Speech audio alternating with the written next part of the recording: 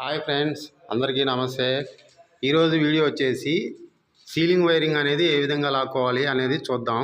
Friends, ఇది వచ్చి ఒక బెడ్రూమ్ అన్నమాట. ఒక బెడ్రూమ్కి సీలింగ్ వైరింగ్ అనేది ఏ విధంగా లాక్కోవాలో ఇప్పుడైతే చూసేద్దాం.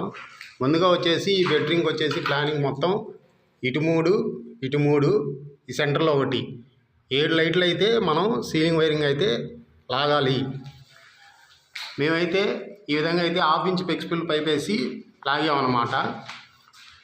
ఇటు 3 లైట్లకి కలిపి ఒక కంట్రోల్ అయితే ఇక్కడ నుంచి మేమైతే ట్యాపింగ్ అయితే చేసాము. ఈ విధంగా అయితే ఒక కంట్రోల్ ఇటు వేసాము.